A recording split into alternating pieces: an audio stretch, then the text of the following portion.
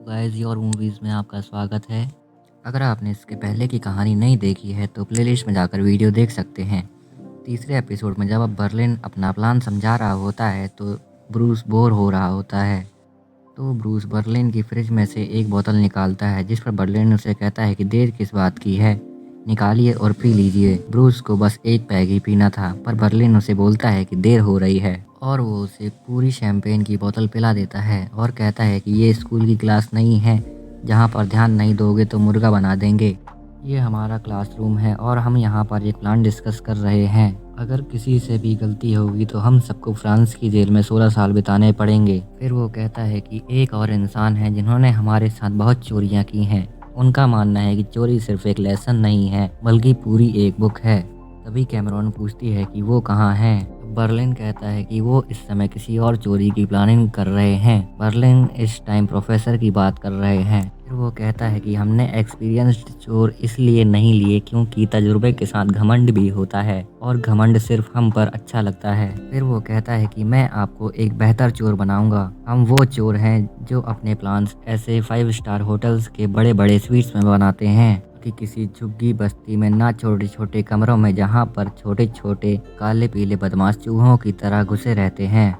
कि अगर auction house में अगर चोरी करते हुए गोली भी खानी पड़ी तो 5 खूबसूरत लाशें गिरेंगी।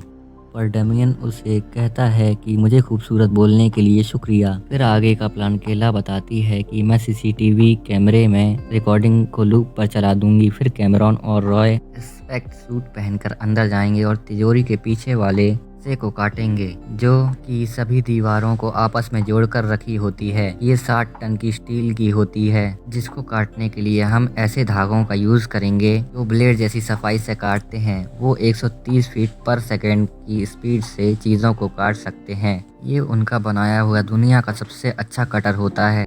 दीवार काटने के बाद हम एक क्रेन के सहारे दीवार को ऊपर उठाएंगे। फिर हम तिजोरी के अंदर जाएंगे। जब वो लोग तिजोरी के अंदर पहुंच जाते हैं तो ये बात सुनकर बर्लिन बहुत खुश होता है। वो कहता है कि जैसे ही यहाँ पर गहनों की आखिरी शिपमेंट आएगी हम सभी तभी लौटेंगे। तक हम पेरिस के मजे लेंगे। जहाँ पर बर्लिन कैमाइल के साथ एक रेस्टोरेंट में जाता है जहाँ कैमिल उसे अपने साथ वॉशरूम में जाने के लिए कहती है और वो जैसे ही वॉशरूम में जाने लगती है वो देखती है कि उसका हस्बैंड भी वहाँ पर आया हुआ है। वो बर्लिन से आकर बताती है। तो बर्लिन उससे कहता है कि तुरंत उठिए और उनसे जाकर मिलिए। उनसे कहिए एक आर्ट डीलर से मिली हैं और वो इतना कमीना है कि आप उससे बात नहीं कर सकती हैं। आप उनसे कहेंगे कि वो आपकी तरफ से मुझसे आकर बात करें। इसके बाद कमाइल अपने हस्बैंड को लेकर आती है जहाँ पर बर्लिन उससे कहता है कि अगर आपको मेरे साथ टाइम स्पेंड करना पसंद नहीं है तो किसी और को बीच में लाने की ज़रूरत नहीं है। इस पर कमाइल का हस्बैंड उसे सड़क छाप कहता है कि तुम्हें पता नहीं है तू किससे बात कर रहा है। इसके बाद बर्लिन टेबल पर रखी हुई छुरी और कांटे को देखने लगता है और वो अपने आप पर काबू पा लेता है और वहाँ से चला जाता है। फिर हमें प्रोफेसर डेमियन और सारे लोग दिखाई देते हैं जहाँ पर वो लोग एक रेस्टोरेंट में मज़े कर रहे होते हैं। जहाँ पर डेमियन अपनी वाइफ से बात कर रहा होता है। जहाँ पर वो अपनी वाइफ से कह रहा होता है कि जैसे ही मेरा ये कोर्स खत्म होगा वैसे ही हम लोग फिर से 20 साल बाद यहाँ पर घूमने के लिए आएंगे। लेकिन उसकी वाइफ कहती है कि अब हमारा अलग हो जाना ही ठीक रहेगा। तुम्हारे कोर्सेज और क्लासेस कभी ख़त्म ही नहीं होते हैं। वहाँ पर दमियन उसे कहता है कि मैं एक बार बस वापस आ जाऊँ फिर सब ठीक हो जाएगा क्योंकि उसकी वाइफ अब उसके साथ अपनी बाकी की ज़िंदगी नहीं बिताना चाहती है। इसलिए वो कहती है कि अब हमारा अलग हो जाना ही ठीक रहेगा। जिस पर दमियन पूरी तरह टूट जाता है। के बाद सब लोग बार में जाने की बात कर रहे होते हैं तो डमियन मना कर देता है। उसके साथ कैमरॉन भी वहाँ पर रुक जाती है क्योंकि उसे लगता है कि कोई ना कोई ज़रूर बात हुई है। इसलिए वो भी डमियन के साथ वहीं पर रुक जाती है। बाहर जाते टाइम ब्रूस कहता है कि मेरी बाइक कहाँ है। मैंने जिससे बाइक ली थी दिन भर मुझे कॉल करते रहते हैं।